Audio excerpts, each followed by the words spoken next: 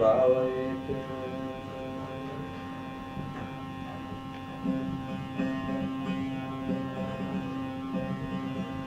गुरुवक्त्रासितं ब्रह्मा प्राप्यते तत्प्रसादतः गुरोर्ध्यानं सदा कुर्यात् कुलश्री स्वापतेयता स्वाश्रमञ्च स्वजातिञ्च स्वकीर्ति पुष्टिवर्धनम् एतत् सर्वं परित्याज्य गुरोरन्यत्र भावयेत्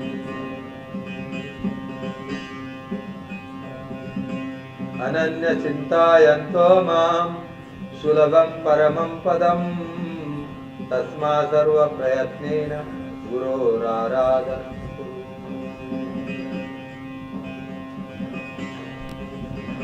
Hi, Patricia. Maybe a little Hi Rama in a few moments, okay? Okay, yes, son. Maybe do Hari Rama in a little bit, okay? Yeah, we're gonna focus for welcome everybody. So nice. Beach driving, huh?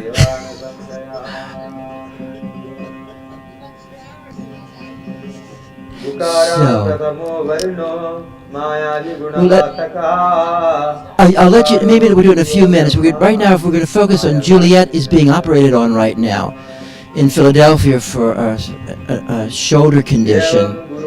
And so we're going to focus on her for a few minutes, okay? Juliet Perry. Can you guys hear me on the line? Can you hear me on the machine? Great. So we're going to focus on Juliet for a few minutes.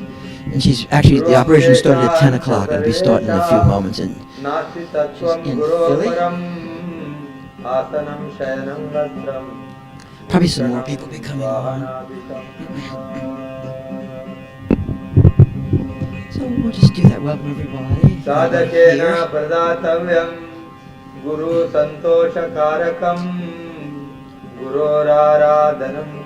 We'll extend to each other and to our friends on Zoom.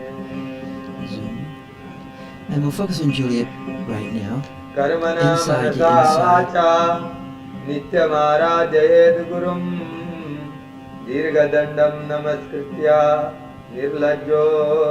We'll do this for about 5 minutes. Shariravindriyanam pranam sadgurubhyo nivedayet atma dharadikam sarvam sadgurubhyo nivedayet kami kita bhasmavishta durgandha malamutrakam श्लेष्म रक्तम त्वचा मांसम वयम येन वरानने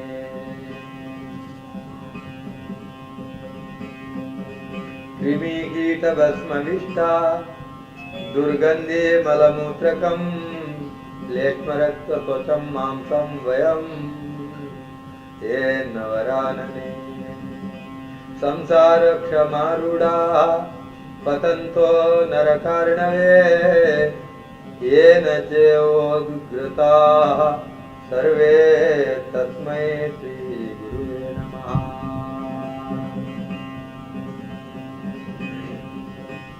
गुरुर्ब्रह्मा गुरुर्विष्णुर् गुरुर्देवो महेश्वरः गुरुरेव परब्रह्मा तस्मै श्री गुरुवे नमः एतवे जगतामेव संसारार्णवसेतवे प्रभवे सर्वविद्यानां शाम्भवे गुरुवे नमः अज्ञानतिमिरान्धस्य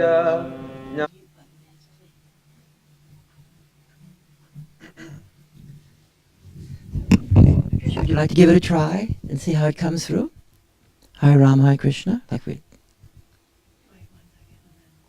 Okay, now. Can you unmute Patricia? Patricia, can you unmute? Patricia? didn't matter. She should hear me. Patricia, can you unmute your computer? Rudy's asking you to invoke. We can't hear you. If you can't unmute, then I will. Can you do it? Okay. It's all learning. Okay, now I'm unmuting Patricia. There you go, Patricia. Talk. No, Patricia, can you hear me? Shake your head yes or no. Patricia Long, can you hear me? Patricia, can you hear Laura? No, she's not hearing. Okay.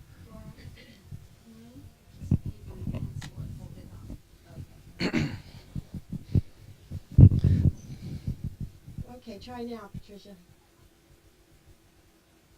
No, we can't hear you. Sorry. We're not going to do it then. You know, Okay, great. Yeah, she wasn't hitting a Great. button. Okay. You guys were muted. That's why I couldn't hear you. Okay, fantastic. We're here now. All right. Are you ready? Yep. Okay.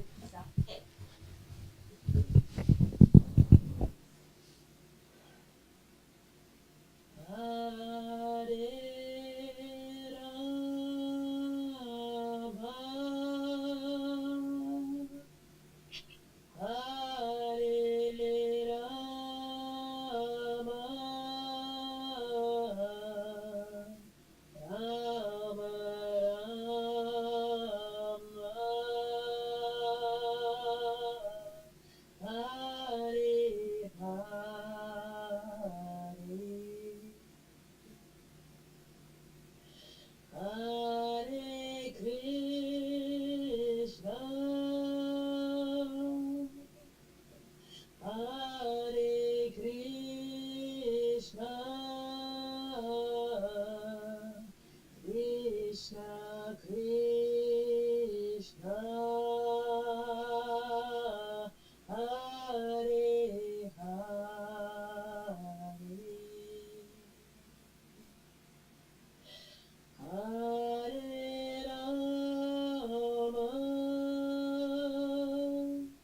Hare Rama, Rama Rama, Hare Hare. Hare Krishna, Hare Krishna, Krishna Krishna,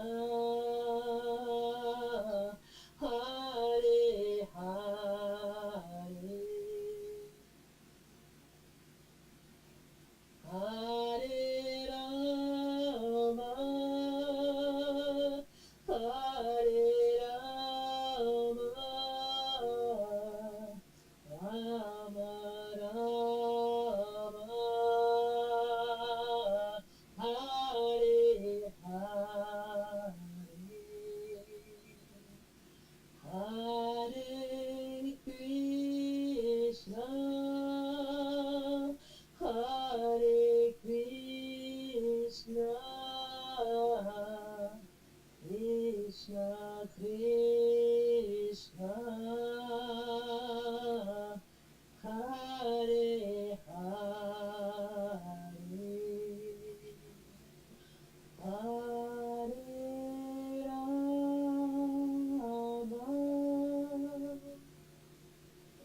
Hare Rama, Hare Rama, Rama Rama, Hare Hare. Hare Krishna, Hare Krishna, Krishna Krishna, Hare Hare.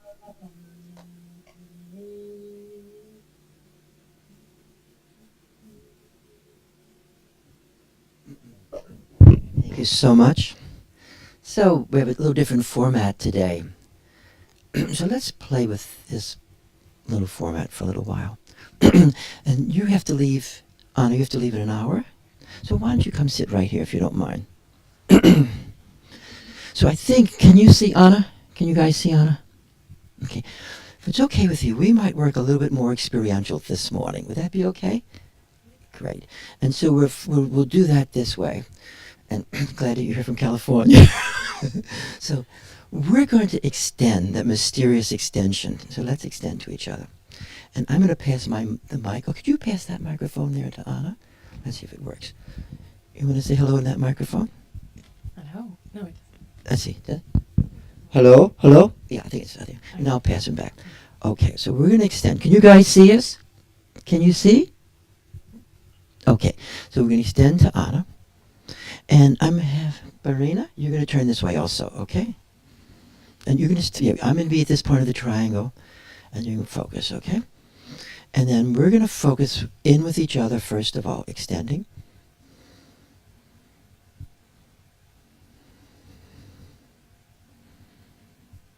And then now we're going to extend to everyone around us. And you guys can extend to us. Extension is the secret. Don't you remember, Shay?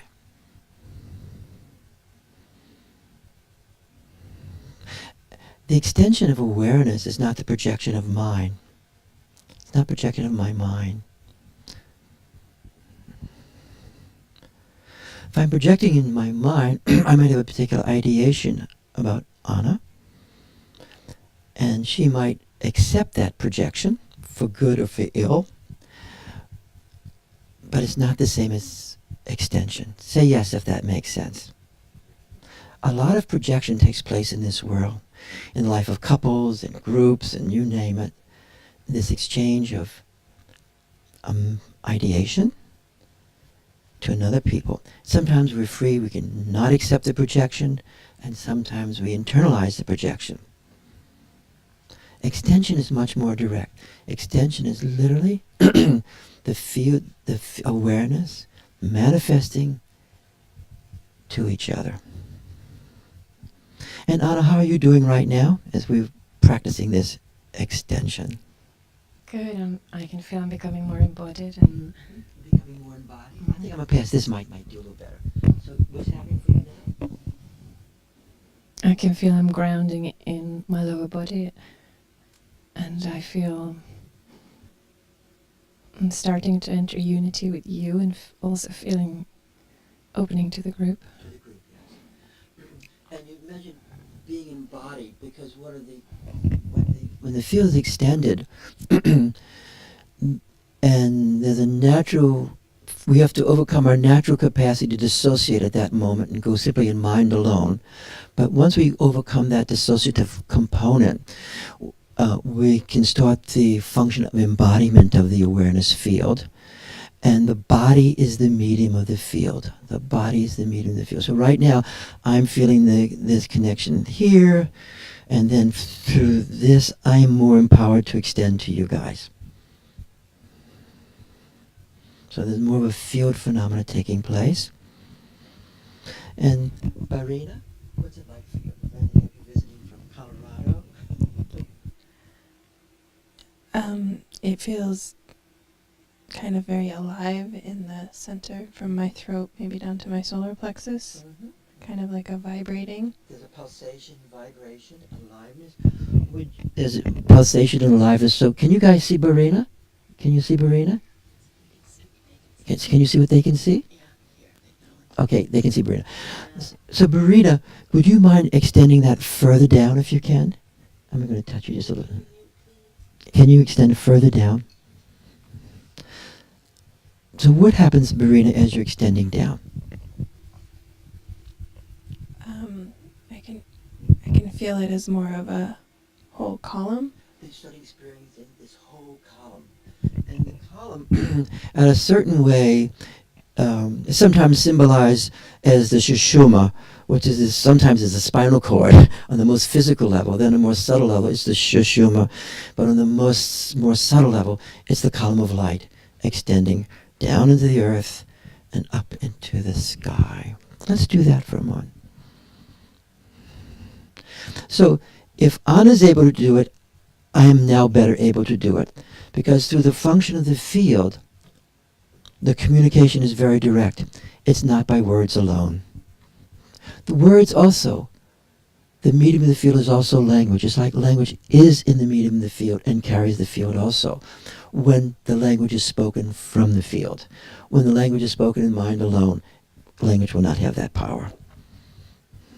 And Anna, what are you experiencing now? I feel I'm opening down, so I feel power kind of arising from the ground into my body, so I feel very pulled down at the same time something is arising. That's a very natural, in a way. As we're extending down, there's an arising of the element of the earth element coming up, okay? And so in a certain way, the field is really touching and working with the elements at a very elemental level. In Dzogchen, in fact, if you read the Yeshe Lama, this may mean nothing to some of you guys, it's fine. It starts off by, what's his name? Jigme Lingpa starts off and says, well, we used to focus a lot more on the elements, but we're not going to do that in this text. But there's something about relating to the elemental levels that actually helps us have a bit more understanding. At least that's how I feel. So now the energy is going up and the energy is going down. So now I'm going to extend to Anna from my inner heart.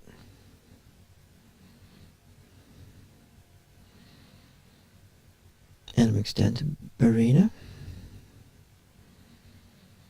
And then what's so nice is when you feel the extension, it comes back. You with me? Whether the person's extending or not back, when you extend out, there's a natural movement of the energy coming back. And as the energy comes back, it goes deeper into us. So the next extension will be even more deeper. So often the extensions seem surface in the middle, in the beginning. Then there's a deepening. We do this again. Coming back in. And now I'm beginning to feel my back open up. I love the experience you said. Really beautiful. Okay. It's a chode experience with using the Vajra, which we'll go into a little bit. Now, as you and I are doing this, what's happening for you now, Marina? I can feel almost like a pulse back and forth. There's a pulsation between us and within us. And it's centered in the solar plexus, and I can feel it subtly with Anna as well. Mm-hmm. What is it like to feel it subtly in Anna? Can you describe what you're experiencing? Everybody okay there? I mean, it feels like there's like a current going between us. And it's like, it's a little finer going between me and her. It's more refined. So with refinement, there's more power. The more subtle, the more refined, the more powerful, huh? We'll stay with this. So let's take another step. We've been talking about an ethical topic of all things, huh? And the topic has been beyond good and evil. Being beyond good and evil. Almost like being in total goodness, and yet living within this realm of good and evil. And this is the wrong paper, but that's okay. So let's just say, let's see if we can do this. So as we know, we've been focusing on the two ways of knowing. Knowing non-dualistically through awareness, or through awareness, the non-dual knowingness arises. Gnosis, jnana, direct perception. And then knowing through our mind, and the instruments of our mind, thinking, feeling, sensation, memory, imagination. And this knowing knows difference and singularity, huh? This knows duality with an appearance. So if I can really focus in more with Anna and Barina, I can feel at this moment a more subtle sense of oneness. Do you guys feel that right now? And yet, as I open my eyes and all, I can see difference. There's difference. Me, her, me, you, difference.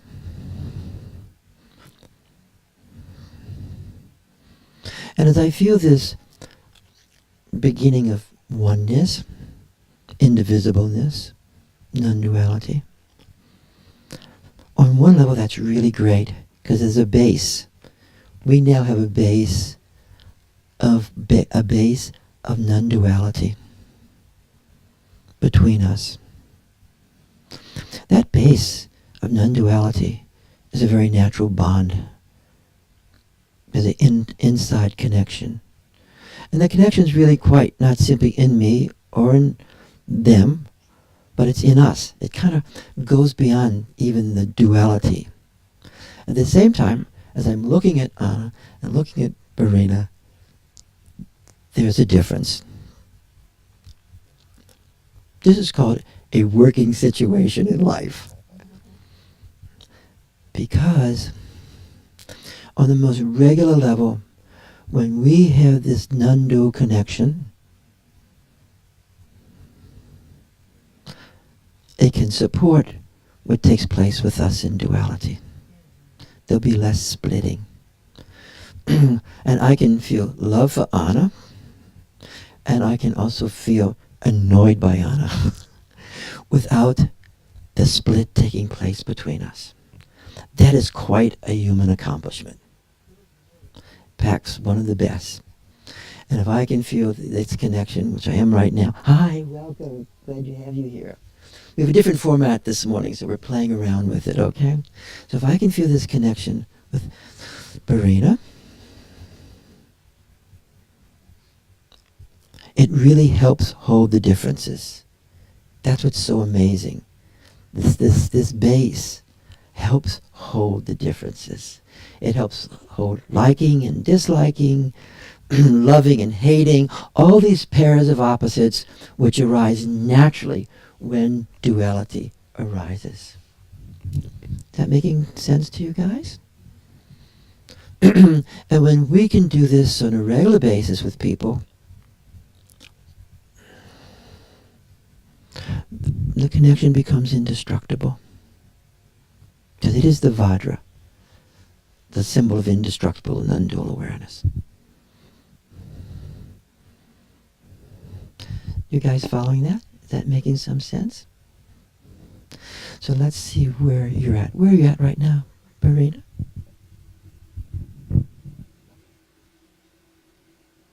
It's sort of hard to describe. It feels really calm and spacious with like a bubbling of the energy sort of in that space.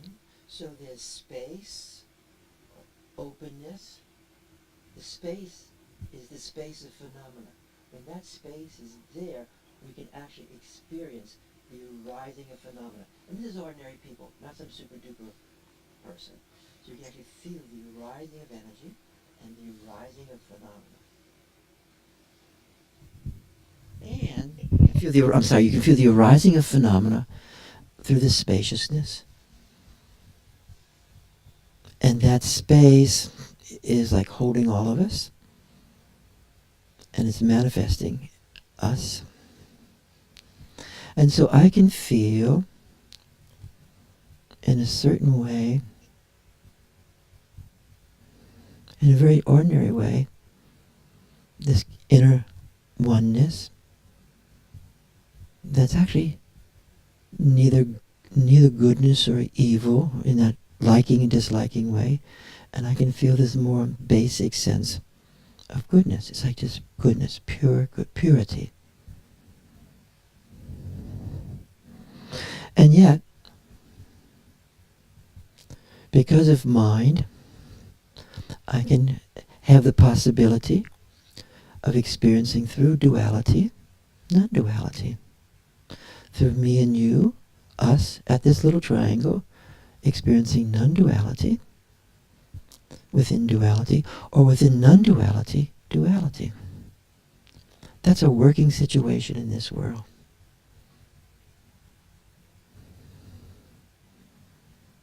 And Anna, how are you doing right now? I feel I'm going deeper into the unity. As soon as you opened the heart space, it felt like unity and light opened up. So it's being grounded and embodied, but then space and light coming in. It's quite amazing, but in these heart essence traditions, whether it's in Shaivism, or Dzogchen, or even the Qigong masters like Yin Chin, the heart is the source. Literally this. The heart is the source of the primordial non-dual awareness. And so when we focus that way and we enter that level with each other, the non-duality grows. So we're going to intensify that a little bit if we can. Can everybody hear? That's okay. A little sound is not going to bother us too much. Great. Let's extend further with each other, guys. Now, extension seems real, but extension is actually on a limited level extending to what is already there. So it's not like it's not already there. It's that experientially it's not there. So, because actually it's only one field. Infinite, horizons, vast, and multidimensional. So when I'm saying extending, I'm extending something from the awareness state, but actually the actual field is already there. Say yes if that's making sense. So that's really good to know.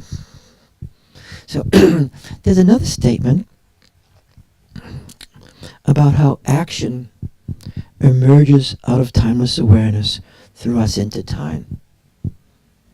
So let's play with this aspect for a moment.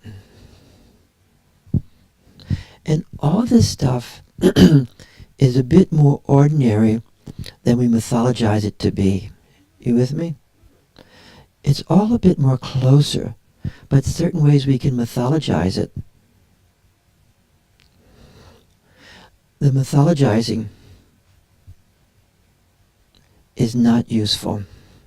So to cut through the mythologizing, that is some of the great texts call it ordinary awareness, is really useful. Sometimes it's better to think the possibility that it's happening and I'm just not knowing it like it is happening, rather than think it's really not happening, and once I've earned it and become a much better person, then it'll happen to me. But if I'm thinking that way, that once I'm a better person, it's going to happen, I'm not truly understanding natural awareness and the givenness of self-liberation. This doesn't mean I don't make some effort, like let's extend to each other, and some use.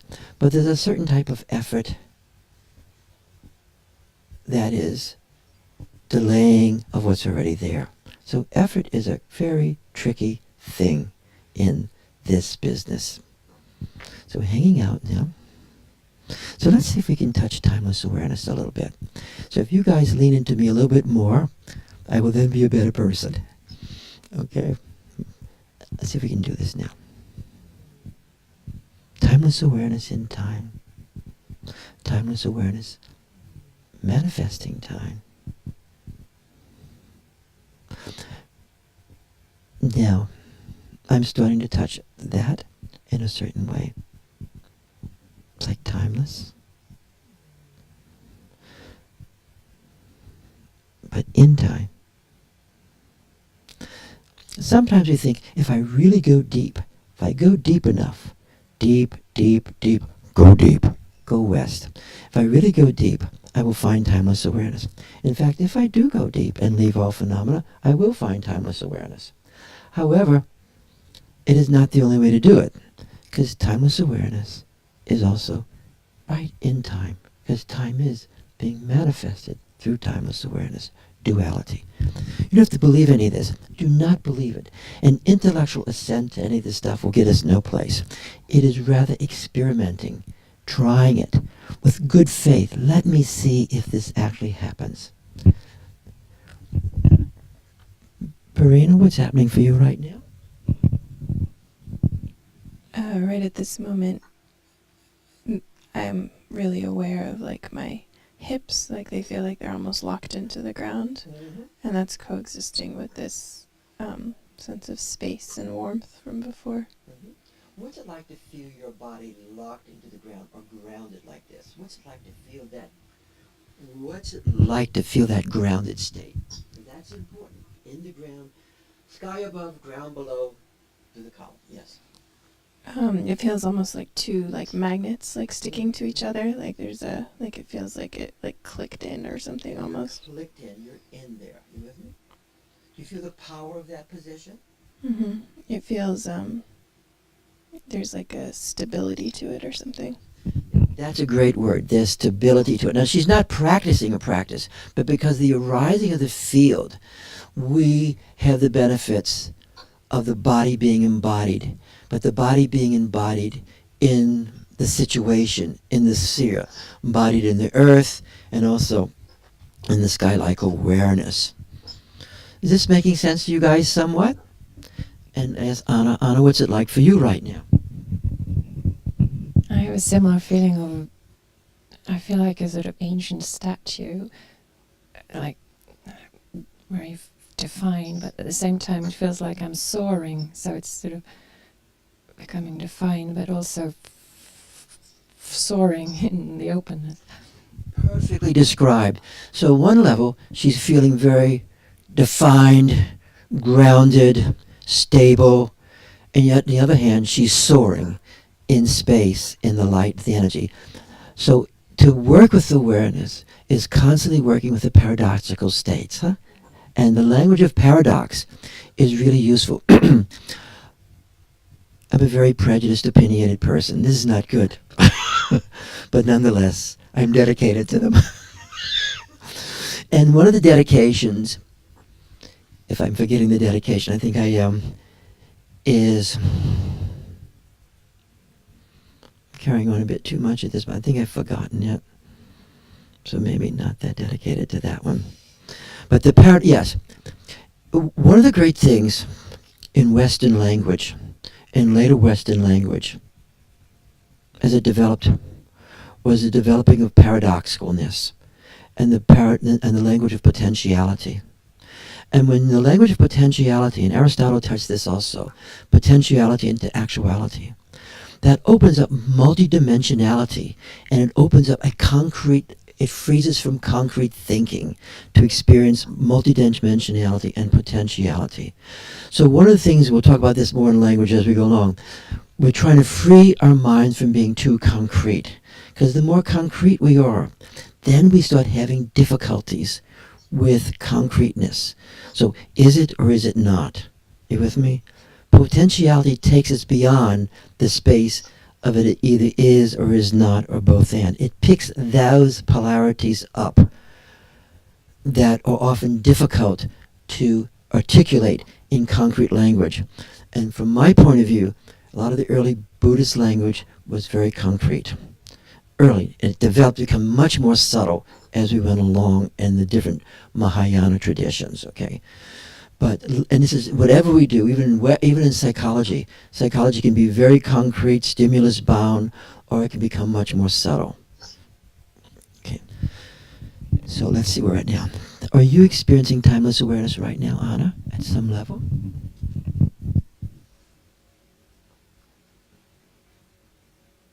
Yes, I feel very aware of both. So I feel timeless awareness and I feel time. How do you feel both? I think it's the same as what I said, the soaring. So it's, I can feel in time, in my embodiment, and at the same time it opens up to a different timelessness. So I'm aware of them Simultaneously. Yeah. So she's aware of them simultaneously. So what we're playing with is being simultaneously in time and simultaneously being in timelessness.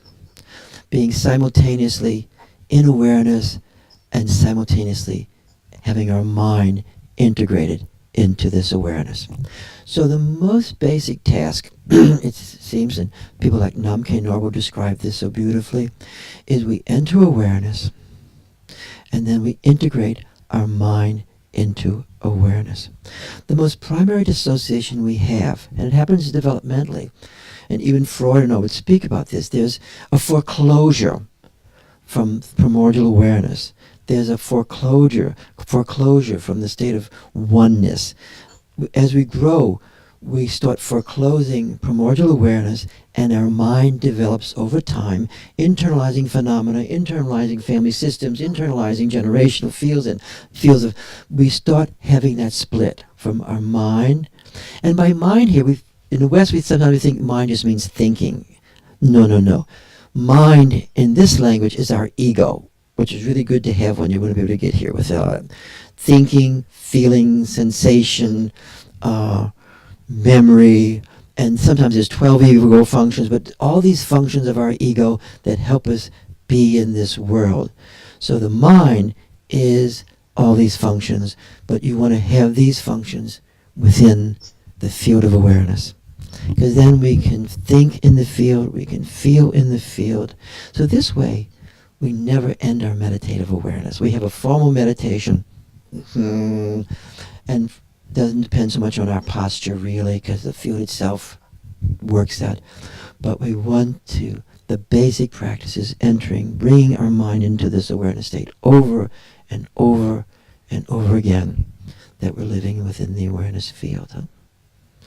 Part of the problem is though, when we get scared, anxious, nervous, troubled, distracted, we seem to pop out of the awareness state just when we need it, okay?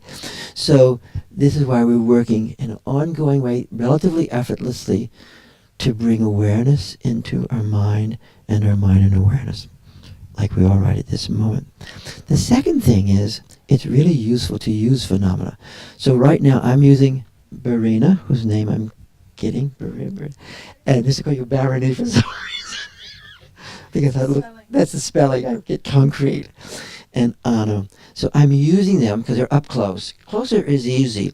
So I'm resonating to them, I'm attuned to them, and being attuned to them, I'm being attuned to my own self and the state in my own self. You with me? That making sense? We're reviewing all this. So let's see, we're going to take one more step. Everybody following this, or this is too repetitious, okay? We're going to take one more step. So I'm going to work with Anna first again. Anna, so you're going to entering into awareness with me. Let's enter it together a little further. And now, non-duality, being within duality. And as the Shaivite masters declare, knowledge is action. And there's certain spontaneous movements as we're staying in this non-dual awareness or timelessness that rises out spontaneously as we meet such situations. There's a spontaneous event, yes, you can do that, that arises. That action arises from within ourself. You want to use that language, primordial, not our mind, but arises up spontaneously in the situation, and that is where ethics happen. Ethics is not me sitting down weighing the principles. Be nice to everybody. Do unto others as they do unto you. Wait, that's wrong. I like that one though. Do unto others as they do unto you. Oh my God. So, it's my version of the golden rule. It's an Italian version. So, let's stay in awareness here. Now, there's Anna, and she's dealing with this person, and she's in non-duality. But then she's going to focus on who is in front of me right now. So I'll put this little microphone in your hand. Would you mind opening your eyes? Holding both. So, can you see me now? Yeah, Can you feel me? I can. Can you feel that's what that non-dual place that we hold right now? Yes. What's it like to feel that between us or within us? Well, it's both like a space, but it also feels like energy within the space, and it's a kind of there's power, like an allegiance, but it's subtle. It's nothing psychological. It feels Yes, the allegiance is not can influence psychology, but it's prior to it's an ontological dimension. So we're working in Heideggerian language on integrating the ontic and ontological simultaneously. Now you're going to look at my character, okay? But from this awareness state, because you really want to see character in this world. Character of situations, character of people. You want to see what you're faced with. In certain ways, sometimes it's all light, but the light has different forms. Rupa. And it's both archetypical at a dimension, and it's flesh at a dimension. So, without articulating all the things you see, what's it like to see character from this state?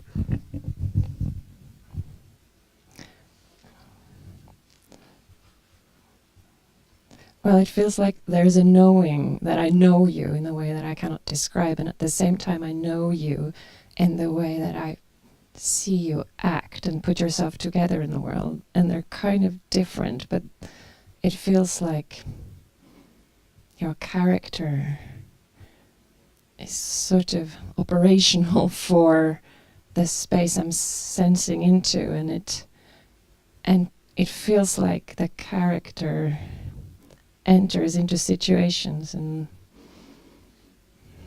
the action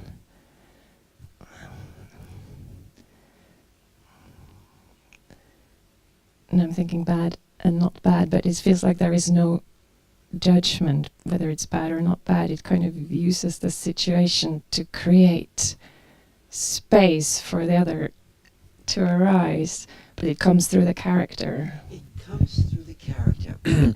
Something, it arises and comes through the character. Goodness arises and comes through the character. Suffering comes through character. Happiness comes through character. Evilness comes through character.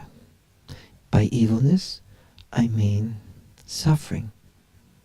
Of course, you don't have to agree with any of this. Please don't. But evilness, suffering. Now, so on one level, you can be seeing the non-duality, and then you can be seeing moi in this dimension of goodness or evilness or suffering, non-suffering. And sometimes you can see them simultaneously.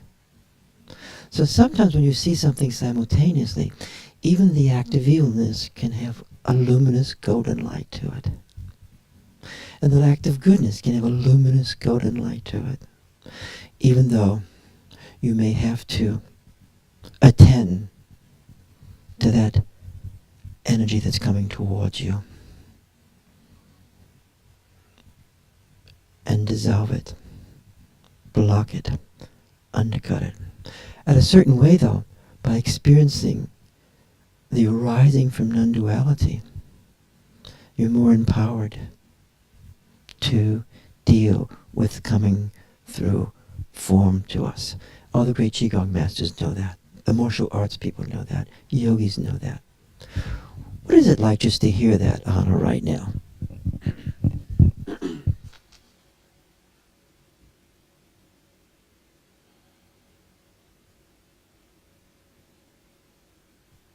You guys follow this, right? It feels like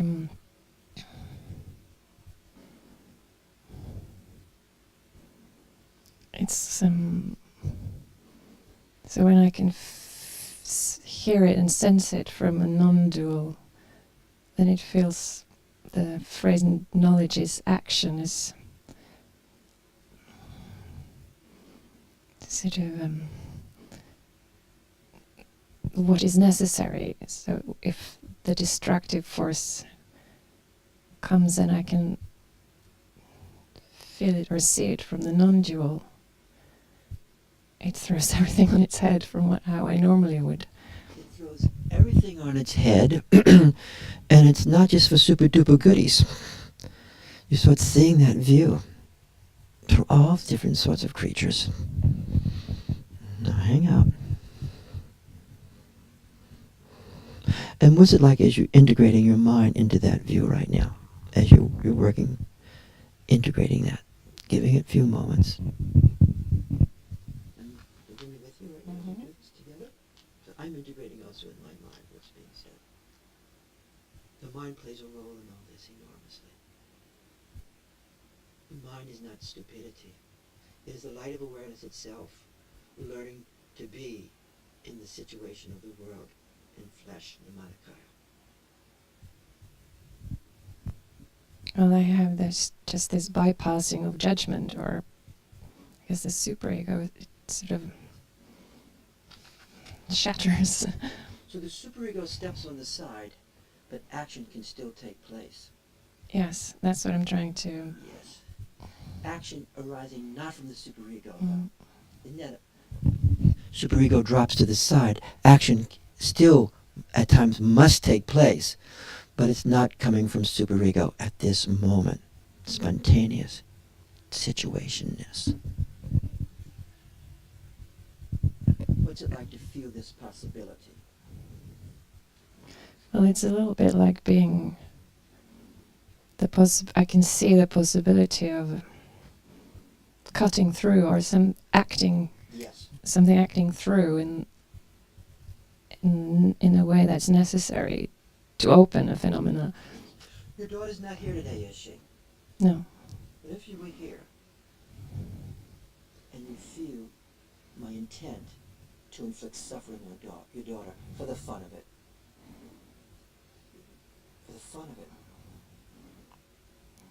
what would happen with myself and you?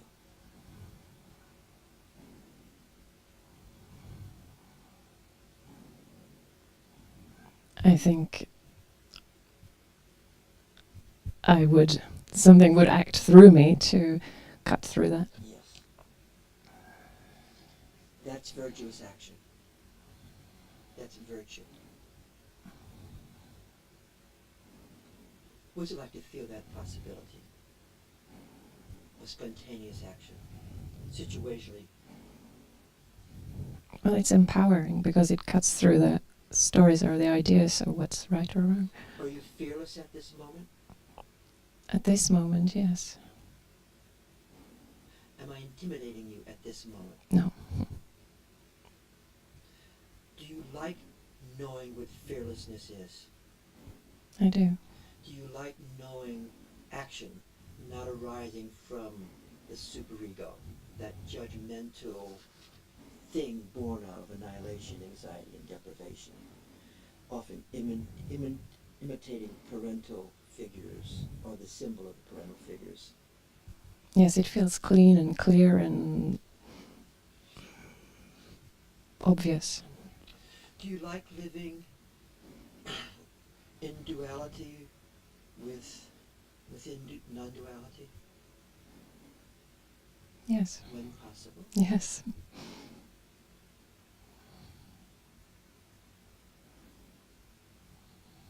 What are you thinking right now? Because you're working really hard. What are you thinking? Well, it's more like I feel something indestructible. I'm not thinking, I'm just sensing the indestructible, almost see-through. See-through indestructible. Yes, which comes out of our conversation, our connection, and I feel, so there's this sort of settled, almost, I could almost call it masculine, and it could be perceived as aggression, but it feels potent, like it could be used for something useful. Feel the potency in this moment. You guys doing okay with this conversation right now? You guys, everybody having a good time? Great. Let's go a little further.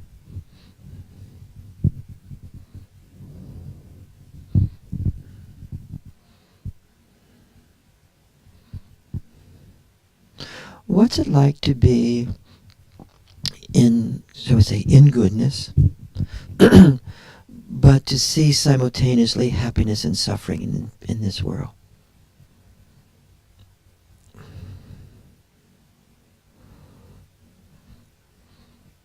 And you can look here.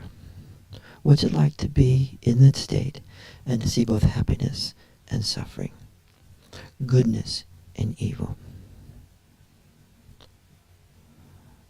When a person's suffering, that doesn't mean they're evil, but there is evil manifesting as suffering. That's one of the great things about Buddha, Gautama. He wanted us to engage in suffering. Really. At least that's how I read him. To engage in suffering in order to dissolve suffering as much as possible in ourself and us. That to me is the basic assumption. All the other stuff, causality, you can think that if you want. But from him as person, engaging in suffering fearlessly to dissolve it. I don't necessarily agree with all the ways he thought to dissolve it, but I love that this great, great being wanted humans to engage in suffering, not bypass it, not dissociate from it, not to make it beatific, not to make it karma's will. You earned it, so suffer it. But to engage in suffering, to dissolve it, both in ourselves and others. You're doing okay with this, sort of? But sometimes, we, out of spontaneous moment, we may inflict suffering on someone in order to dissolve greater suffering. That's tricky right there, isn't it? That anake means necessariness. Just like sometimes it's necessary to learn how to dissolve, cut through suffering in our own being, suffering in circumstances, and also how to cut through evilness in people, inducing suffering in us or others. Right? That's where we're moving into the Vajrakalaya practices. And the Vajrakalaya practices are practices to subdue evil, undo it, metabolize it, dissolve it in our own self, in situations, and even in others, through different ways. Everybody following this right now? How are you doing with this conversation? I know you have to go pretty soon, so I appreciate you coming here and articulating your subtle experiences so well. Would you like to hear this last little rap? Well, it feels very fitting with how. So there's nothing. I didn't sense anything. There's nothing emotional about this state, and what you said, to do what's necessary, feels very fitting with what I'm experiencing.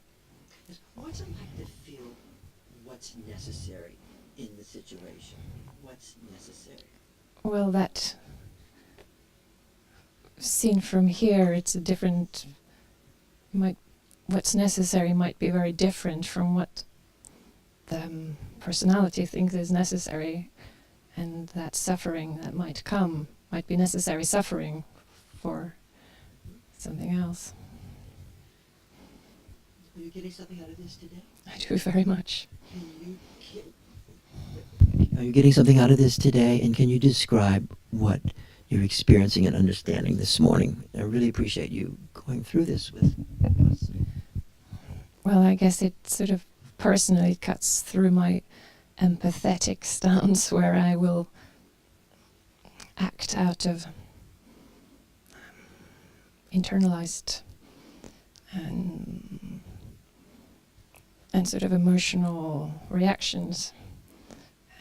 This feels like compassion and not empathy. It is compassion in the truest sense, but it's not simply that empathetic, let me feel what you're feeling, which is sometimes very useful in this world to free people from suffering. But the great compassion is much more dimensional than that. The great compassion is the great compassion is not a sentiment of mind, but is the arising of awareness in us. And being able to extend that. And Yangtang Rinpoche describes it as absolute compassion, extending the light into a person's presence, into their past and future, being timeless awareness. But also in that extension of the radiance, sometimes that radiance has words to it and form to it and influences action. So it's the radiance, but it's also coming into flesh in this life for us. Do you have to go now?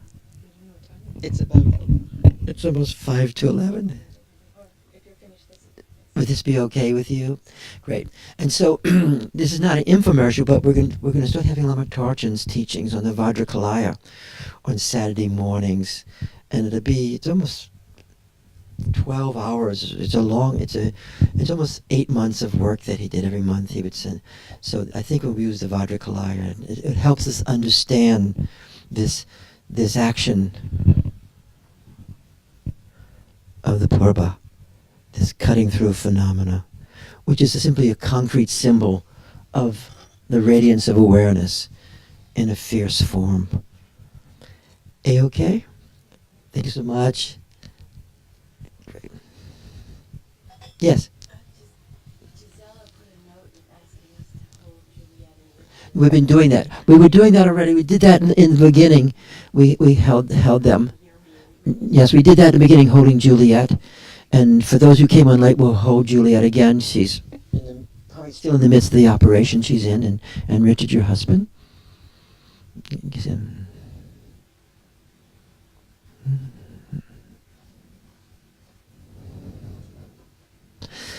So, how are you guys doing in there? Let's see where everybody's at.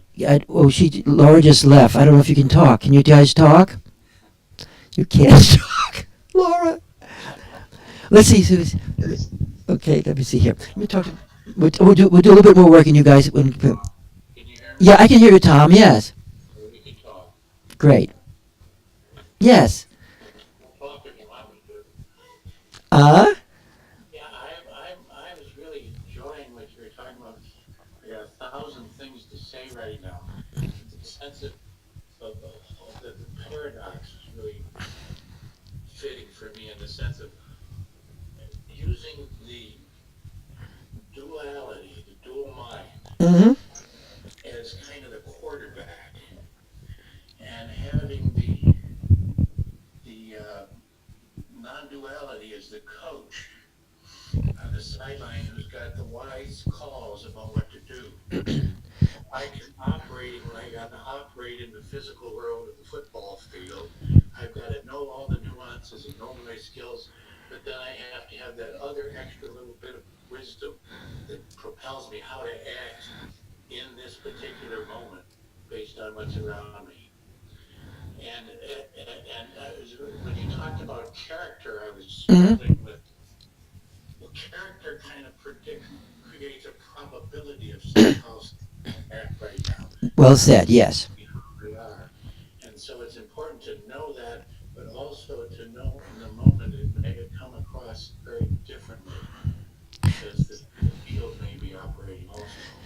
Absolutely exquisitely described, because character does have the quality of being determined, and at the same time, when we're in the awareness field, which so interesting, Anna's not here right now, but in the awareness field, where the awareness field itself illuminates character from within into our mind. Just like my mind, the more my mind is connected in the awareness, that light infuses my mind, lightens my mind, my perception gets better, my thoughts get clearer, and I'm less dominated by the generational field. Because there's a certain way And I know we all love the generational field here. And there's a certain way the generational field has enormous amounts of power. And we can work in the generational field itself to liberate us from the generational field. But to the degree that we're connected in primordial awareness, the generational field is much more easily dissolved at the level of field dissolving field. Does that make sense what I'm saying? And, and so the simultaneousness of this and actually feeling where we're tuning to act. Am I going to my conscience, my superego, highly developed, critical, and always right and opinionated, or or am I accessing the more ongoing field of knowingness itself that also allows me to simultaneously experience directly and also through mind what's in front of me. Anybody else want to say anything? Rudy, can you hear me? Yeah, who's that? This is Elizabeth. Hi, Elizabeth, where you're at? I'm in Kensington. Okay, great. Oh, I think I see you there, yes. Yeah, and I just wanted to say that what came from me, similar to what Tom was saying, but is that how the super ego is actually can be the training ground to bring the particularity of the higher mind into action. Yes. And this is so new. I can't really quite find the right words for it, but it's it came to me today that our super ego is has a lot of, can have the value of showing us a direction or bringing us to an energetic in ourselves that then gets expressed when it's more refined. Yes, that's really useful and balancing out this view because the superego has enormously powerful positive aspects to it. You with me?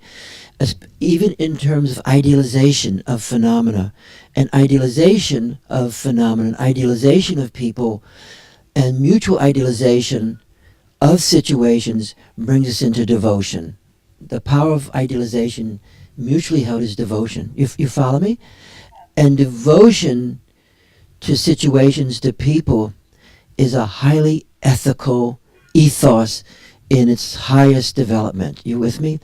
And so the mind, the habituated mind, and having that, the references of action, dharmic action, being incarnated in our superego, then our superego becomes a dharmic mind. Yes. I hope you write about that. It would be really great if you would consider doing that. I'll try. Is that okay? Because you've just brought us into a more balanced view just now. Thank you. Is that okay? Yeah, that's great. How's everybody? Are you guys feeling the field this morning there? On the I had an interesting experience. Yeah. When you turned from like hanging out with a group and turned to us and said, "How are you doing? And you want to talk?" It was like, because I have this like fear of being looked at and seen, and it had been so intense and personal, and then it was like, oh no, and it was great because I just dropped into the field and I observed my going and I just sort of like almost just lovingly, laughingly, kind of cut through it, given what we've been talking about. And then it was like, of course, it's fine. But it was really interesting to have that in such a deep field experience, have it come with such intensity and just be able to kind of move through it. And I love you saying that because it is so personal. I mean, as I look at you all and looking back, and we're in the field and we're doing this work we're doing here, but there's something so personal about it, huh? And that personalness, that who-ness, which ultimately is primordial awareness itself. It's our face coming through the personal, huh? So direct. Very intensely personal, yeah. Thank you. Anybody else want to say anything? And then we'll go back to experimenting a bit. I just wanted to say the duality discussion is really helpful in terms of this, all the things that we're holding, and then when you're holding them together, you don't even know that it's two things you're holding. And this notion of personal, it's sort of like keeping the person and personhood there, but not the story. And it feels like the entanglements come with too much when the story dominates. And When narrative dominates. narrative dominates, and narrative can do both. Narrative can bring you into oneness, and narrative in some ways can distract you from oneness. And anyway, yeah, that's what I'm right now. Yes, when Anna was looking at character in me, there was a bit more narrative there, because character has a narrative quality to it. And to be able to see the narrative, even the hidden narrative, is really helpful to us to be in this world. So I'm going to try and just see where everybody else is at. Now I'm going to pass the mic around the people that are here and see what they'd like to say. Hi, welcome.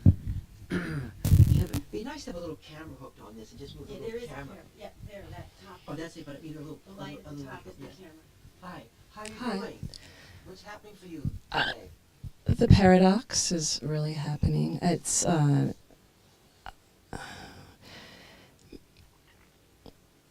what came to me is what is the symbol that it's almost like a Parcheesi board, or the rings and the rings and the rings and the rings, and it's wherever you are on those rings, and it's the potential, and not until you fix it does it go there. And I was just thinking, we think the particle and wave idea is such a hard thing to hold in physics, but that's what it is to me, and it's just kind of always dancing, and now there's a comfort in it versus like, ooh, what is that? Is it this? Is it that? It's just that there's just this feeling that it's the field. I guess that's what I'm thinking or feeling. It's a metaphor for this unexplicable phenomenon. What's it like to feel comfortable? Like to feel comfortable in this whole thing? It's a big shift. It's even the talk about going down and grounding and then it having come up. It's an unlocking in. So it's very freeing. And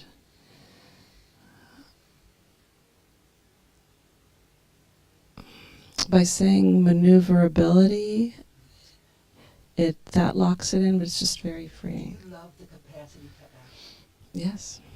Can you feel how the energy is bringing you from the still point, because the possibility of action is opening for you? Mm-hmm. Yeah. Sometimes people are very yogic, they're very still, and they have to incarnate action, and come into being that way. Thank you so much. You're saying sometimes yogis, that means anyone actually, can be in the still point, and yet there's a certain way opening to the still point that the action manifests in the immediacy of this world situation. Welcome. Hi. First, I can feel this pervasiveness of field for and with Juliet the whole time. It doesn't matter who's speaking or who's not speaking or what the topic is. It's stronger than anything that's been said for me today.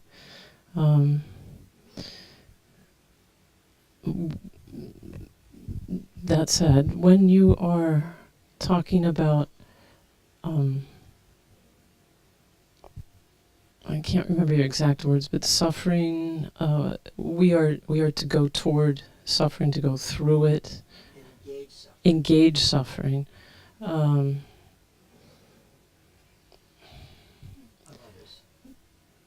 others. Of others.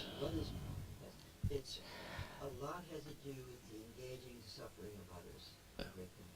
So you're saying, just so people can hear you all say what you said, so you're saying a lot of it has to do with engaging the suffering of others Fearlessly. fearlessly. Generously. and generously. And I'm repeating what Rudy's saying, not what's coming from me. And that's how, when I read, that's what stands out for me when I read those texts that are about Buddha in a Gautama. How do you say it? Gautama? Gautama is his desire to engage suffering, and that humans engage suffering as a path to liberation, without it being masochistic. And where it sticks for me is that it's very easy to have suffering be perceived as a test. And once it's perceived as a test, then that lane or road or highway to greater freedom is just obfuscated. It feels as though if I am pulled toward going toward something, even if it's relieving someone else's suffering, I have to be really careful that I'm not perceiving it or thinking about it as a test. That would be perhaps more will or ego. I have to be careful, or at least see that if I'm pulled toward it, then it's just the same, even if it's something that others might label as good and generous and kind and beautiful and blissful. If I am pulled toward it, then it becomes just as much a reaction for me as if I am pulling away from it or going into dissociation, for example. I would say you can think about it that way, but I think there's a responsiveness to experience that's different than thinking you're earning merit. Which, let me finish, that's a superego thing. So if I'm being moved by suffering because of merit issues, and I'm going to earn a good thing, so I'm going to go do suffering, that I agree with you. But for some reason I'm thinking about a statue of the Bodhisattva Buddha, the healing Buddha that I saw actually in Washington. And there is Buddha, and there's a tear running down because he's so moved by the suffering of this world. And I think the capacity to be moved by situations, by events, is part of the self-arising of awareness becoming embodied in this world to liberate us. I'm challenging you how you're describing it as a still point without movement, because that's how it's sounding, where you're equating response and reactiveness as the same thing. No, actually... And that's what I'm challenging at this moment. And thank you for clarifying that. Actually, what I'm working through and with is reacting and acting. And if something feels like a reacting for me, I want to look at it more. Like, what's happening there that's not as clear as it could be, and versus a pure action. That is a useful reacting, and the sense of pure action is a useful differentiatedness to make. But, and to use Heideggerian, Dasein is being in the world non-dualistically, and we're in the world, and the world is an ever unflowing manifestation of phenomena that we can be freely engaged with for the liberation of ourselves and for others. Great. Next person. Welcome here. This is your second day here. Yes. So congratulations. Glad to have you. Thank you. So I felt as we went on, I found myself going deeper into my body and into the field. Mm-hmm. You could just feel it really strongly. What does that feel like when you went deeper into the field? I felt spacious. I felt relaxed. I felt that sense of that groundedness and yet the soaring at the same time. Cool. I felt that sense of my body being a magnet and yet lots of energy running through it. So I didn't feel like a statue because I felt a lot of energy the going movement. through. And I've just been more sitting with that sense of fierceness from what fierceness is when you're in the field, as opposed to the other sense of fierceness, and that the importance of bringing fierceness, that there are times that fierceness is a quality, a good quality, but how it's done in the field. Yes, it's a necessary quality. I would respond back to also, my mind's going blank, right to your name is Erin.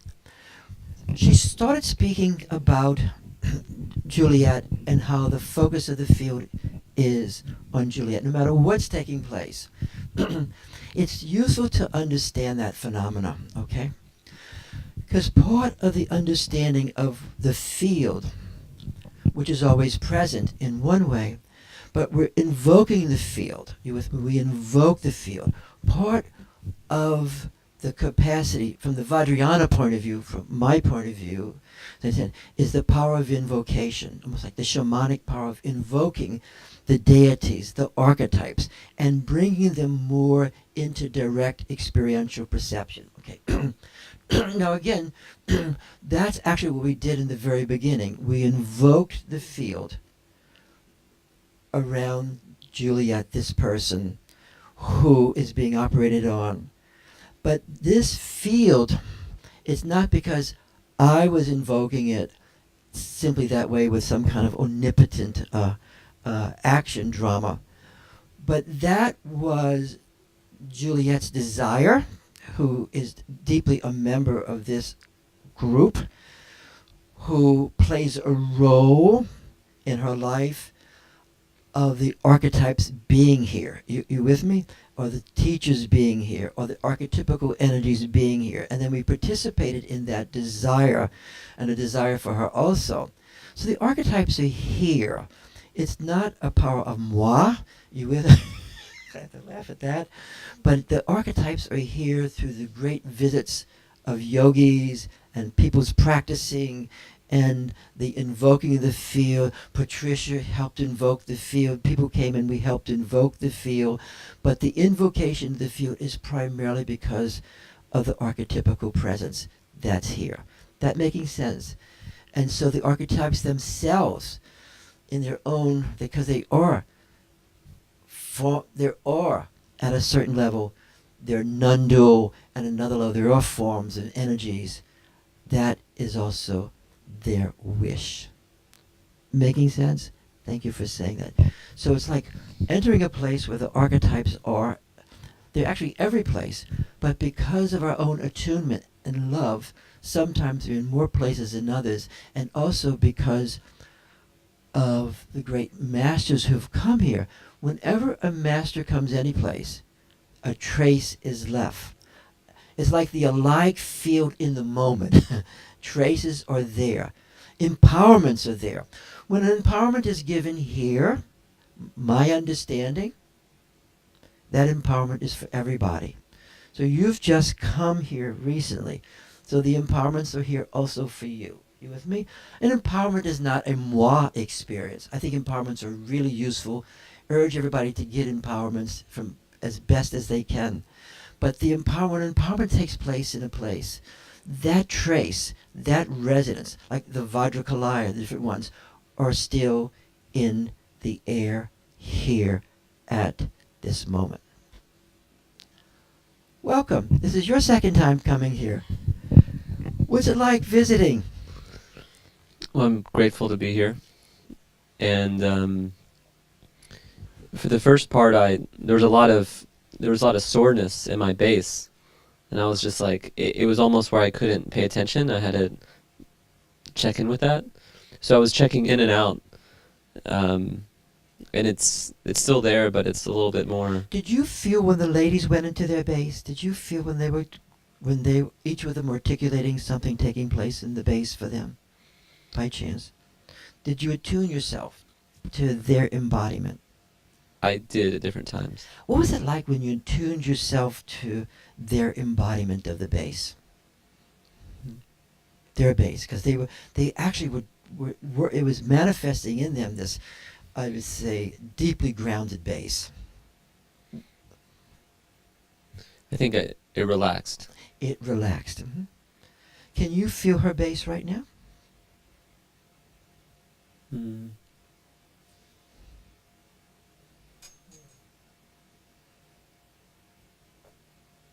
Kind of. Kind of. So all this has to do with certain type of little skills. So there's awareness moving in you. You know, you're here. And so sometimes when a person's working and they're articulating it, you want to attune to what they're doing because it will mirror that back into your body in a very explicit way. You with me? They're like the heroes. She's a hero today, and Anna comes in and she's a hero today, you know. And as a hero, she's working the field for her sake, but for all of us. So in attuning into that embodiment, you with me? Paradoxically, whatever takes place in the field is for benefit for everyone in the field in a very direct way. Is that okay? Yeah, I could tell that some of it was online and some of it was still kind of like, oh, I've never really extended in such a way. But it's online. If it's online just a little bit, then what comes up is going to help that get even further.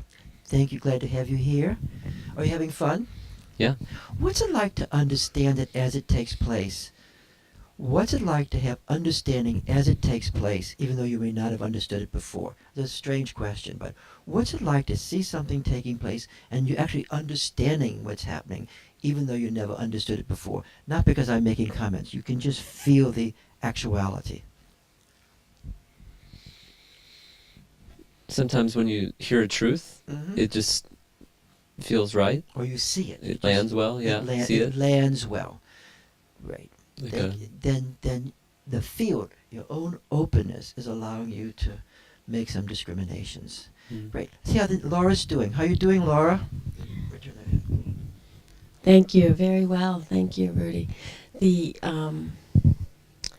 I felt like I wanted to answer your last question to him in that the first few times that starts happening, the knowledge resonates up from inside, and it's nothing that's been in your experience ever before. Of course, it's very frightening, you know, and even in this situation, I feel like, you know, I just want to look around like this. You know, your eyes are shifting, what's happening, what's going on, and it just has to kind of work itself out over time. The more experience we get with it, then the more familiarity, and that's where your trust and your self-confidence and all those parts then can grow into the experience. Do you love your embodiment? How it's happening right now? Most of the time. Most of the time. Yeah, but I wouldn't say all the time. What's it like to love it some of the time? That this energy's in you? Whether you call it Shakti, Chi, awareness. Well, when the energy's flowing and I'm connected, then it's 100% bam. You know, there's no question about it. Bam is the Dakini mantra. Yeah, that's right. Bam. But when the mirror in a mirror keeps coming back to you, like your discussion today mirrors a discussion I had earlier today that, of course, has been ongoing, and it just keeps getting bigger and bigger. And it's like stepping into a little bit of synchronicity. Yes, and you have to be ready for it. Just like when there's ice out on the street, you just have to be ready. That's all. Great. Thank you again, too, for helping us out today. Thank you. Hello. So what's happening for you? You look good.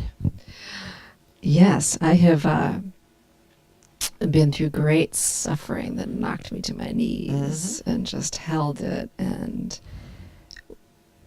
experienced it, you know, abandonment anxiety, annihilation anxiety, just What's it like allowing not to run. What's it like not to collapse? Well, I did collapse, of course, at first. For a while. For a few days, I did. Well, but it wasn't collapsing in victimization. It was collapsing into the pain of it, just the agony.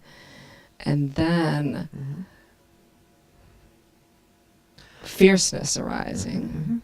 May I ask you a question? Yes. What's it like to feel the difference between pain and victimization. That pain is taking place here. So victimization is the story. The It narrative. is the narrative. It is the history. Yes. And it actually gets in the way of facing and being in the pain. Exquisitely described for all of us. Yeah. And for all of us, that's really helpful to free ourselves from that narrative. And then something more can happen. Thank you. Thank you. Welcome, Elle. Good to see you here today. First, you can just skip. Glad to have you here today. I hope you're feeling the energy. Great, thanks. Glad to. Great. Coming towards you. Great, thanks. Welcome. Thank you.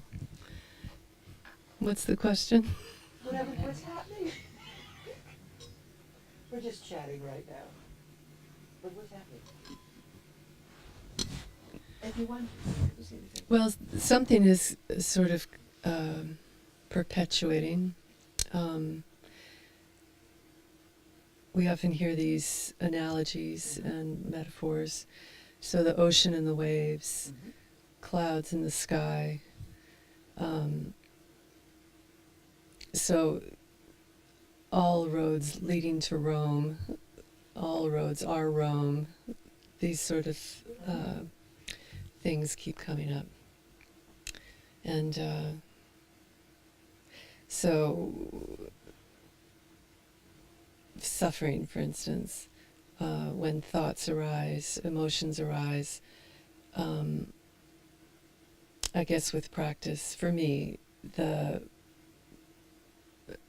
confidence that the dissolution happens naturally allows the room to be, much more open to whatever comes, because it does go. There's just no doubt about it. Everything does fall apart. As you're talking, for some reason, some of your painting comes to my mind. When I see you, I see the paintings. And how do you do the white? How do you bring that light forward? The whiteness, that white light that comes through. And I really mean this. Is when you paint with that whiteness. How do you, what?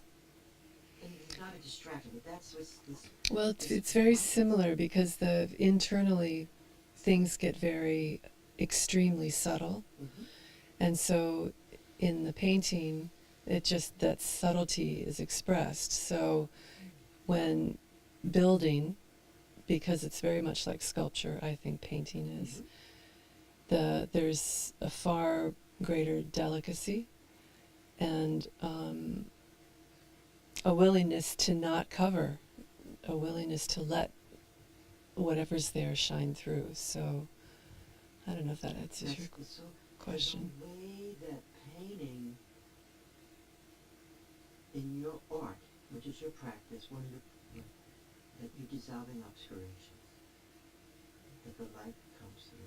Yeah, or not building them in the first place. Or not building them in the Makes first it place. even easier. Makes it much easier not to build in the first place. Yeah.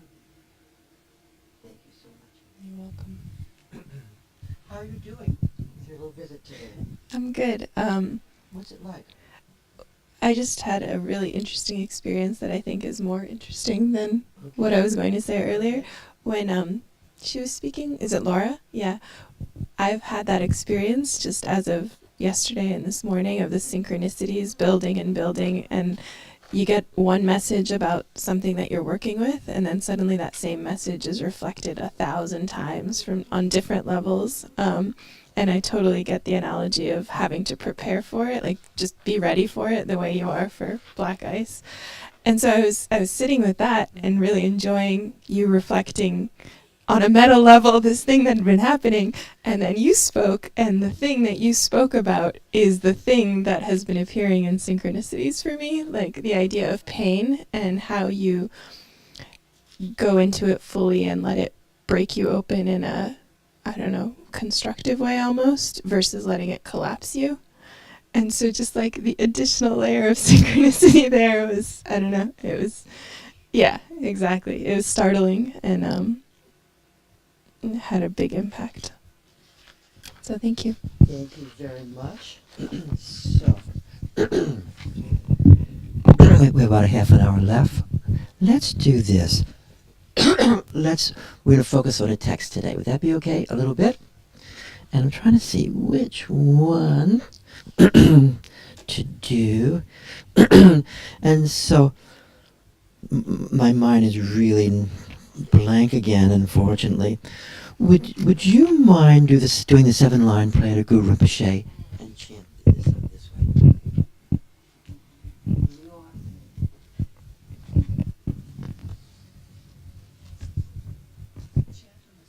Just recite it, yeah.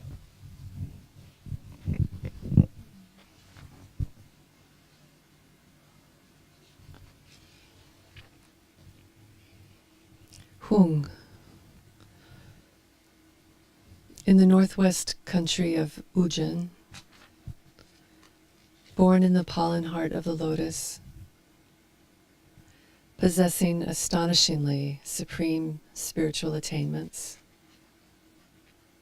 you are known as Pema Jugne, the lotus-born, surrounded by a retinue of many dakinis. Following you, I practice. Please come forth to bestow blessings. Guru Pema Siddhi Hum. Thank you so much. So we love having different streams come through. Love the Shaivistic stream of Swami Muktananda and the Dzogchen stream of Padmasambhava. We like those are the Kagyu stream. We like Amma.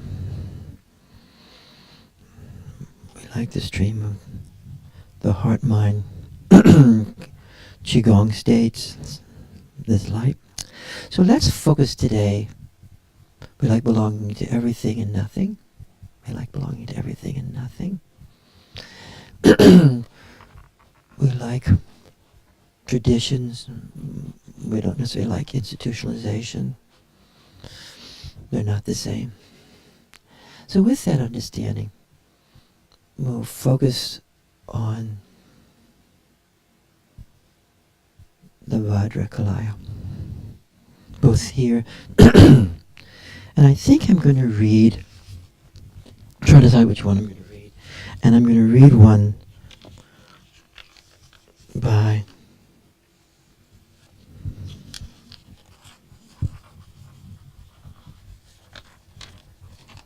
Rinpoche. Now the Vajrakalaya is another way of invoking the archetypical dimension of experience. Jung was the person who opened that up, mostly for Western psychology and psychoanalysis, the archetypes. These primordial energies and forms, patterns, multidimensional, that arise in us personally, that arise in situations and places. With great power. Great power. Our little mind rides the top of the archetypes often. Both the good and, to use this language, not so good. Because archetypes have a lot of different dimensions to them. And his major struggle is it psychological? Is it the collective unconscious being passed on? Or is it ontological? Is it really the manifestation of being itself, consciousness itself? And he'd switch depending at different times. He was tormented by it. But his torment is a really good torment, because it's at some level we all come to that it's either psychological, different traditions think, oh, it's just psychology, it's our mind, it's imagination, or is there something there, that out of primordial awareness, this primordial knowingness, openness, quantum point arising, and the arising, the energy elements become vortexes, elements, strings if you wanted to use, different manifestations. Then they come into their mind and they might have 3 eyes, 4 ears and such. But there is this archetypical dimension. Tarnas has a very good book on this called Cosmos and Psyche. There's mind and psyche is touching this dimension of being itself, that being itself, manifesting in us as being, manifests these archetypical qualities. You guys follow what I'm saying? Say yes if you do. So being able to invoke these archetypical dimensions brings a power, a Shakti, a capacity into our life that's really quite wonderful. And we did focus on the last week, we focused on healing, and today we're focusing on this capacity, one of the of cutting through, of dissolving phenomena. Whether we're cutting it through in our mind, whether we're trying to cut through a situation, or actually sometimes cutting through a person, dissolving something. So I'm going to read a text, okay? These texts are sometimes mysterious, but don't try and figure it out. We'll just listen to this one text.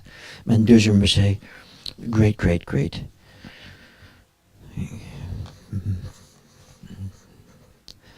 To the Guru, and the three jewels is the great glorious Haruka.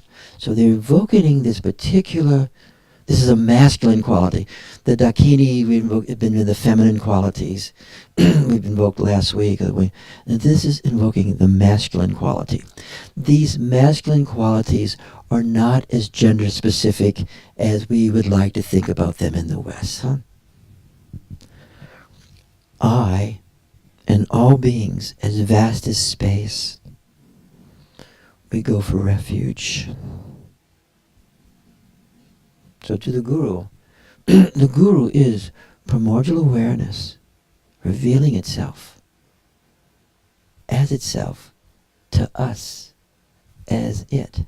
It's self, ultimately it's self-revelation. In Western thinking is the Logos function, the self-revelation. Huh? Also, wonderfully, we all carry this function for each other, even when we're speaking in a little room like this. The field is coming through us. Huh? Sometimes on, sometimes less on. But also, there are people who embody this so completely that what seems to be invisible is visible. And to really meet such great masters, people who embody the Guru, is really an unbelievable privilege in this world, whatever tradition they're in, and to meet them, and also how to relate to them, not as infatuatedness, but actually to feel what they're actually offering, which is a direct experience of the field coming through their bodies, huh? And their teachings that help support that in their own form of language and tradition. There's more than one way to think anything. So in order to be victorious over the wars of demonic forces, enemies, and vow breakers, so making this invocation to be victorious over the wars of demonic forces, enemies, and vow breakers. So we'll meditate, we'll become aware of this Haruka Vajrakalaya, this powerful, indestructible energy that can metabolize experience, can metabolize suffering, and also cut through situations and cut through even persons that induce suffering. So this is basically another form of healing. Huh? We'll stay with that.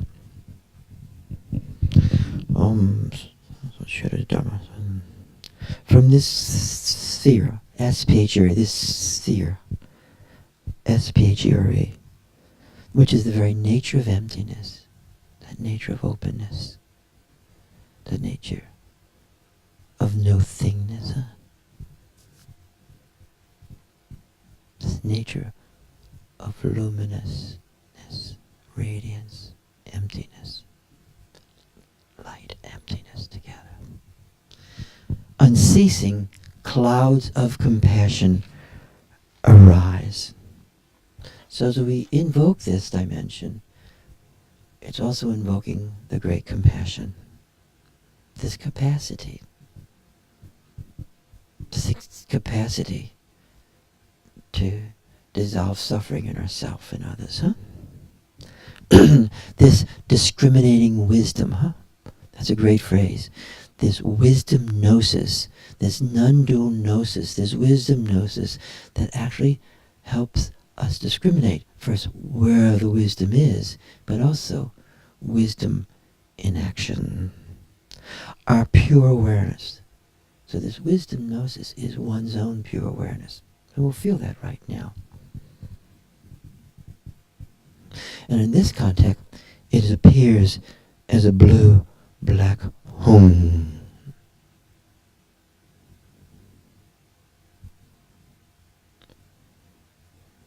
And its flaming rays, its fire radiant waves. And it dissolves our clinging to substantiality, we might say thingness, of this universe, this world, and its contents. It's like being freed from reification, entering this realm of no thingness. In truth, light is not a thing. And so grasping to objects can become the mandala of blazing fire mounting. So it's like we're in this realm of flame and fire, self-arisen, spontaneously present, arranged as utter vastness, within which we experience this awareness, both radiating and reabsorption. So through this radiance of awareness that extends out, and then we actually absorb energy. We both extend into the universe, and energy comes back. We're reabsorbed. And this becomes the essential expression of all the Buddhas, all the great glorious ones, this capacity of radiance.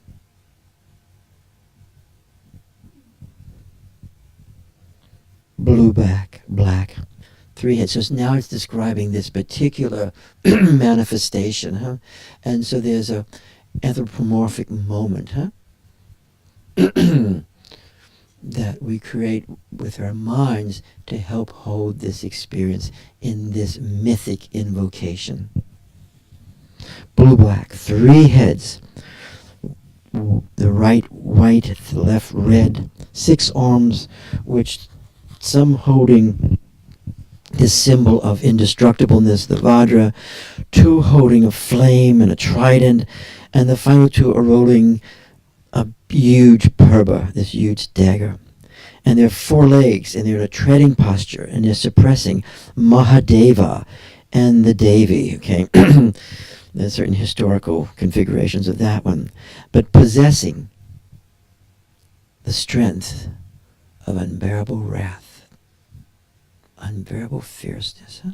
So in this great space of emptiness, abiding in emptiness, we're invoking this powerful, fierce dimension, like you were describing in the beginning now. And also, this being has wings and has all these fierce clothing of burial grounds. This is a very fierce, terrifying expression of God. Of the gods. You with me? There's a great tantric text here called "The Gods and the Demons Are Not Two." It's one of his very early Dzogchen texts. So we're invoking this dimension of non-duality into our duality.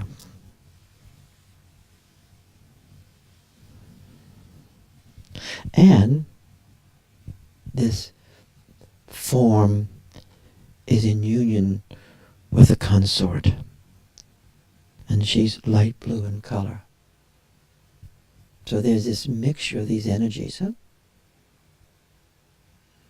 in a certain way, we may say companionship. So there's companionship. Just like this morning, we've been companions with each other, holding this. So there's a companionship that emerges, huh? Two awarenesses better than one. But there's a relational symbolic function about the light and the energy. Do you follow what I mean by that? And overhead, there's this Garuda circling around. It's almost like this great, powerful bird being. And they stand within a lotus and blazing sun seat. And all this is manifested in this swirling fire of this eon. So all this is in this blazing fire of this eon, of this manifestation of this eon. How many eons will it be going on, huh? Just feel the fire in this world, just this intensity always there. And within the heart of this being, and that's who we are right now, is this tent of light. So you are this being. You're in this tent of light. And there in this tent of light is primordial wisdom presence. So all this huffing and puffing, there's this presence.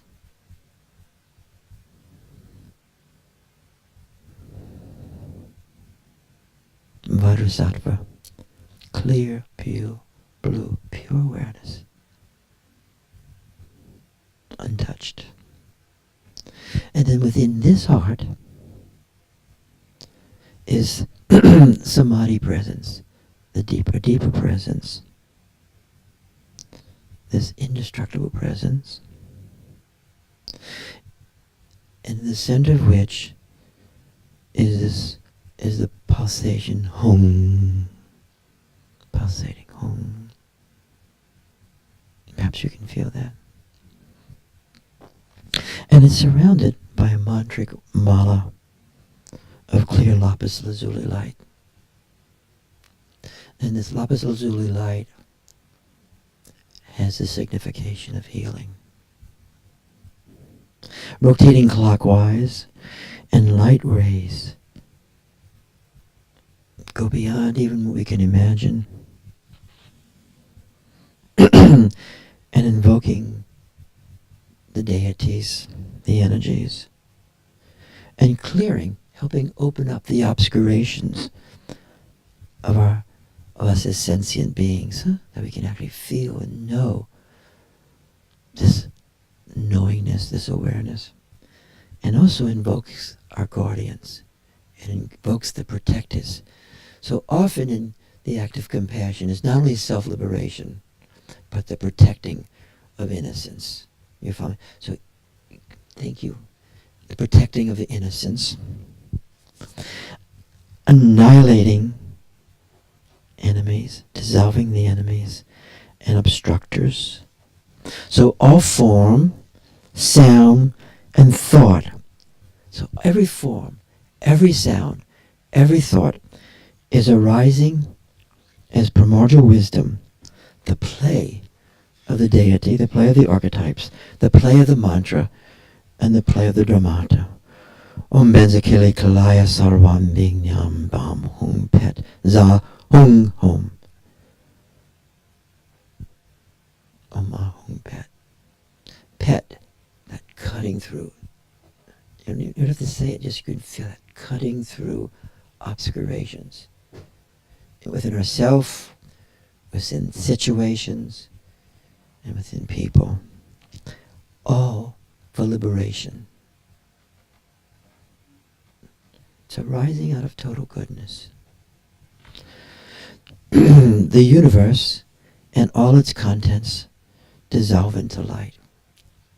That process, it's all the universe and all its contents are being manifested as light, and in certain times we see it dissolving into light. It disappears into the sphere of clear light. So this process of experiencing things manifesting as light and then dissolving in light is and the practice of awareness, manifesting, dissolving, manifesting, dissolving. Then even oneself, ourself, like a cloud in the sky, that's you and I, we disappear into this sphere of clear light. We disappear, and then we arise back. So once again, to this luminous mudra, this posture, this form of non-duality, within our three doors of body, speech, and mind, embodying this indestructible Vajra armor, this great protection.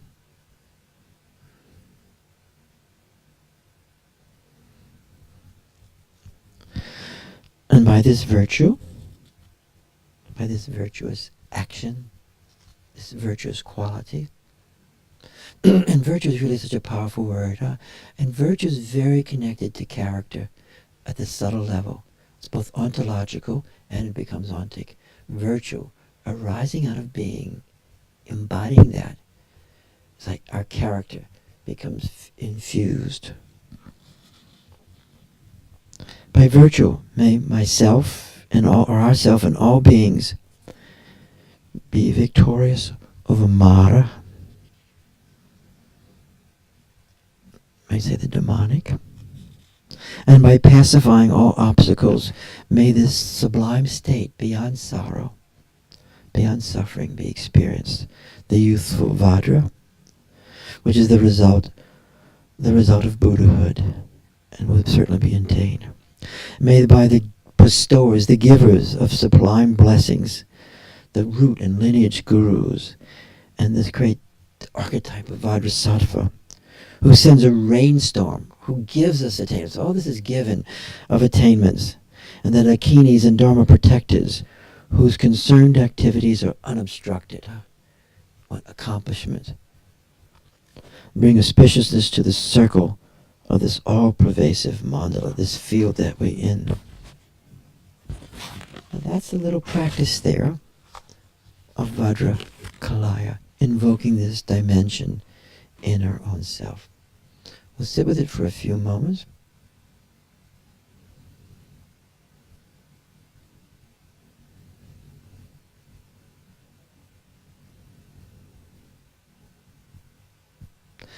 Those words we don't follow literally, we experience metaphorically as a way of invocation. Or ultimately we invoke the felt sense of becoming fearless.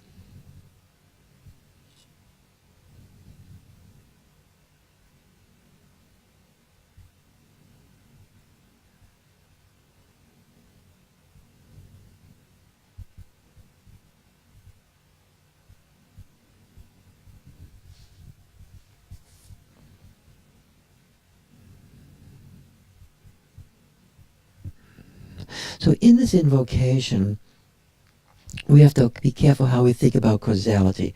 And causality in this frame can have a quality of non-causal invocation, invoking, bringing forth.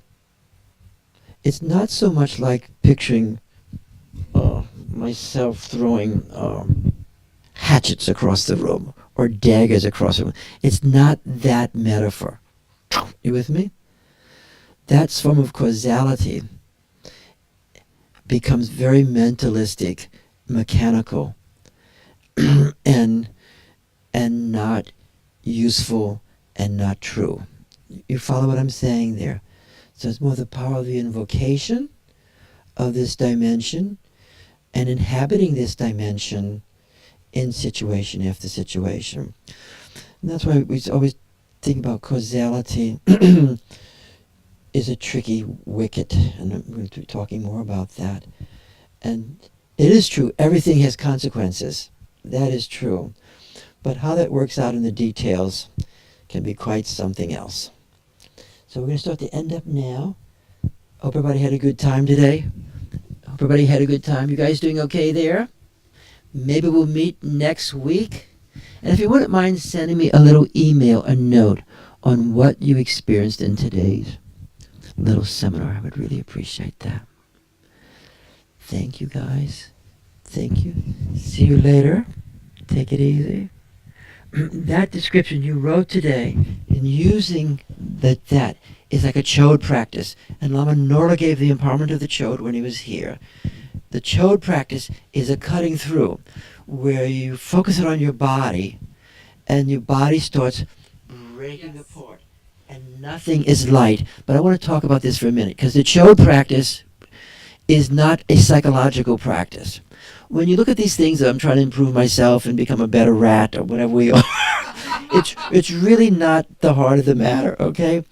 But you're trying to deconstruct certain forms of embodiment, but where the ontological, the light, is more pervasive. So a lot of the chode practices are cutting through in order that what took place for you that beautiful morning. Thank you, guys. See you later.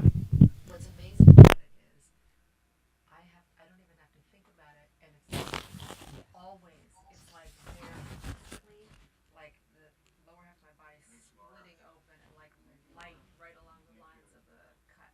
Yes. Beautiful, beautiful. Thank you. Maybe we'll describe it next week. Thank you, guys. Thank you. Thank you. I love it. I'm really happy for you. I know it's happening. I like what's happening for you so much. Right. It's been held. It's good. Thank you so much. Thank you, guys. Let me turn it off here. I'm gonna chat with you just for 2 seconds. Thank you for sharing this today. Was okay with you? Yeah, that's fun. Good. Thank you. Thank you. Learned some things. Great. So I would email you. You know when you're going back, and then I'm gonna, Peter's phone. yeah, on 917 517 2070. Let's try that again. 917 517 2070. 2070. And we're gonna go call him right now. Do you know your birthday and all that stuff here? I do know. Okay. Let's go do that right now, and we're gonna call him right now.